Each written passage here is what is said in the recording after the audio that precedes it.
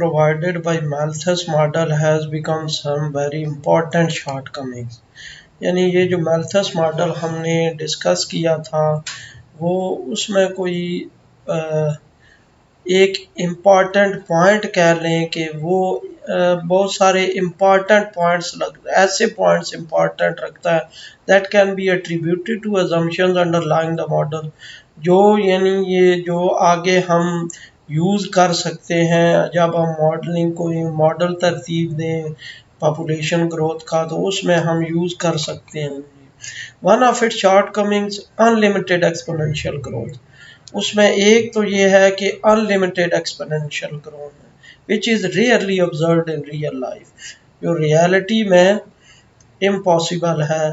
क्योंकि किस वजह से इम्पॉसिबल है, क्योंकि कोई भी एटमॉस्फियर है या और कुछ, तो उसमें अनलिमिटेड रिसोर्सेज नहीं हो सकते। जब अनलिमिटेड रिसोर्सेज नहीं हो सकते तो फिर कैसे ग्रोथ जो है वो अनलिमिटेड हो सकती है उसमें पॉपुलेशन की। देखिए ये हमारे पास है, ये मैल्थस का मॉडल था और ये है कि ये एक्सपोनेंशियल फंक्शन रिप्रेजेंट कर रहा है, और इसका मतलब ये है कि ये जो ग्रोथ है पॉपुलेशन ग्रोथ मॉडल ये अनलिमिटेड एक्सपोनेंशियल ग्रोथ को ये रिप्रेजेंट कर रहा है।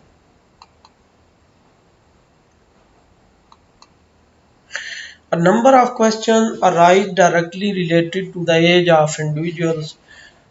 जब हम एज की बात करते हैं पॉपुलेशन में तो बहुत सारे क्वेश्चन माइंड में आते हैं। For instance the group of children of preschool and of school age plays a different role than that of retired people. Suppose for example हमारे पास जो है वो चिल्ड्रन हैं प्री स्कूल और स्कूल एज के, वो किसी कम्युनिटी में डिफरेंट उनका बिहेवियर होगा या उन पे जो फोकस होगा वो डिफरेंट होगा as compared to retired people.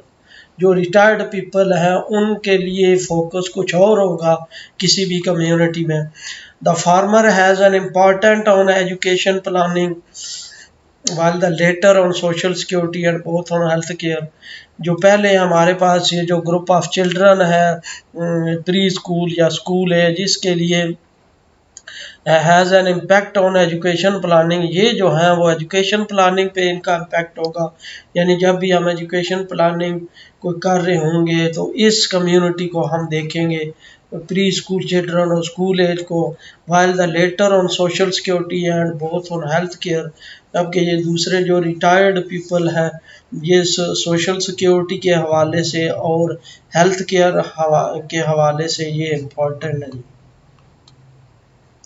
A look at the age structure of a population leads to the so-called age pyramid। यानी जो एज स्ट्रक्चर है पॉपुलेशन का जिसको हम एज पिरामिड का नाम देते हैं, such as the one shown in figures 1.5, 1.6 and 1.7। जिस तरह ये नीचे देंगे 1.5 में शो किया गया है। अब यहाँ पे देखें तो ये एज पिरामिड बनाया गया है यूनाइटेड स्टेट्स की पॉपुलेशन का 2017 का एज ग्रुप। यहाँ पे 0 से 4 से लेके 100 तक ये एज ग्रुप दिए गए हैं और उसके लिए ये पॉपुलेशन रिप्रेजेंट कर की गई है। इसी तरह ये 1.6 है, ये हमारे पास पॉपुलेशन का डाटा है इटली के लिए 2017 का।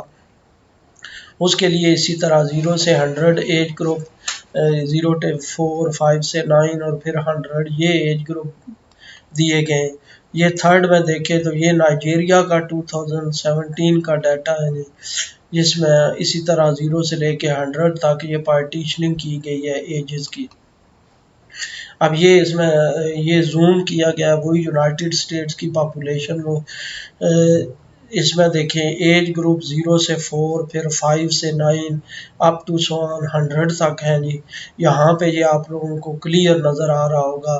ये राइट साइड पे फीमेल पॉपुलेशन है और लेफ्ट साइड पे ये मेल पॉपुलेशन है। फीमेल पॉपुलेशन भी मिलियंस में दी गई है और मेल पॉपुलेशन भी ये मिलियंस में दी गई है। और ये दरमियान में एज ग्रुप्स हैं कि 0 to 4 एज के कितनी पॉपुलेशन होगी, 5 से 9 कितनी होगी, 10 से 14 कितनी होगी।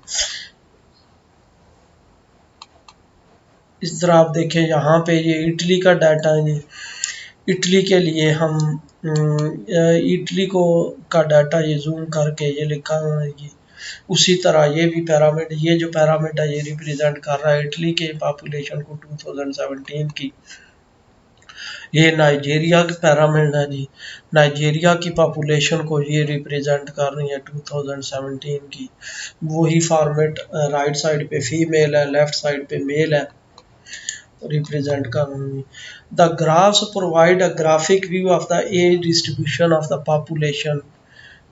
ये जो हमारे पास तीनों ग्राफ्स हैं ये ग्राफिक व्यू देते हैं एज डिस्ट्रीब्यूशन के कि किस एज में कितनी पॉपुलेशन है। Immediately suggest the problem of explaining distribution in terms of the vital rates. और ये सजेस्ट करते हैं कि हम ये जो एज डिस्ट्रीब्यूशन है हमारे पास हम इसको एक्सप्लेन करें, इस डिस्ट्रीब्यूशन को हम एक्सप्लेन करें in terms of vital rates. Vital rate कौन कौन से हमने दो कंसिडर किए थे, बर्थ रेट और डेथ रेट। यानी इन दोनों को हम बर्थ रेट और डेथ रेट की टर्म्स में हम इनको एक्सप्लेन करें। That are now dependent on the age variable. पहले हमने लिखा है सिंपल, हमने लिए थे बर्थ रेट कांस्टेंट लिया था और डेथ रेट भी कांस्टेंट लिया था। अब हम उसको एज वेरिएबल के लिहाज से रिप्रेजेंट करना चाहिए। यानी ये जो तीनों ग्राफ्स हैं हमारे पास इनमें जो ये जो एज डिस्ट्रीब्यूशन है दी गई है, हम इसको इन टर्म्स ऑफ बर्थ रेट और डेथ रेट रिप्रेजेंट करेंगे तो वो हमारे पास एज स्पेसिफिक बर्थ रेट और डेथ रेट हो जाएंगे। We can readily see the large differences between the age of the age pyramids of the USA, Italy and Nigeria। देखें USA, ये यूएसए का है, उसके बाद ये इटली का है और ये नाइजीरिया का है। देखें या अब तीनों पैरामिड्स में बहुत ज़्यादा डिफरेंस ये नज़र आ रहा है क्योंकि जो तीनों पैरामिड्स हैं वो डिफरेंट बिहेवियर शो कर रहे हैं। The first is fairly uniform for ages 0 to 65, figure 1.5। अब देखें जो फर्स्ट है 0 से लेके 65 तक, यहाँ तक ये तकरीबन यूनिफॉर्म ये डिस्ट्रीब्यूशन दे रहा है एज पॉपुलेशन की। लेकिन उसके बाद 65 के बाद ये डिक्रीज़ होना शुरू हो जाती है पॉपुलेशन और 100 तक फिर डिक्रीज़ होती रहती है। While that of Italy is heavily centered at the mid-life ages 35 to 50। देखें इटली का देखें तो ये जो मिड लाइफ है हमारे पास 35 to 50, इनमें हमारे पास लार्ज पॉपुलेशन है। बाकी इससे पहले भी थोड़ी कम है पॉपुलेशन और इसके बाद भी पॉपुलेशन कम है। इसका मतलब ये है कि 2017 में इटली में जो एज 35 से 50 ईयर्स के एज के लोग थे वो बहुत ज़्यादा थे एज़ कम्पेयर टू चिल्ड्रन और फिर उसके बाद जो एजड पीपल है। The third one, Nigeria looks exponentially decreasing in age across all ages। अब देखें नाइजीरिया में देखें तो ये हमारे पास ये एक्सपोनेंशियली डिक्रीज कर रहा है, जो एज ज़्यादा हो रही है तो वो ये जो हमारे पास पॉपुलेशन है ये डिक्रीज होती जा रही है। इसका मतलब ये है कि ये जो पैरामिड है नाइजीरिया का पैरामिड है ये एक्सपोनेंशियल डिक्रीज को ये शो कर रहा है। Based on these figures, we may intuitively think that Nigeria must have a larger fertility than the USA or Italy. ये जो पैरामीटर है जिस तरह ये रिप्रेजेंट कर रहा है एक्सपोनेंशियल डिक्रीज, इससे हम ये यानी अंदाज़ा लगा सकते हैं कि नाइजीरिया में जो बर्थ रेट है वो बहुत ज़्यादा है एज़ कम्पेयर टू इटली और United States, accompanied by a larger mortality, और उसके साथ साथ specially for young ages this indeed the case. यानी तो हाँ, उसके बाद यानी कि फर्टाइल बर्थ रेट बहुत ज़्यादा है, और दूसरी बात ये है कि बर्थ रेट के साथ साथ जो इसमें डेथ रेट है यंग एजेस में वो भी बहुत ज़्यादा है इनकी निस्बत। इसी वजह से जो इनका ग्राफ है ये एक्सपोनेंशियली डिक्रीज़ करता जा रहा है।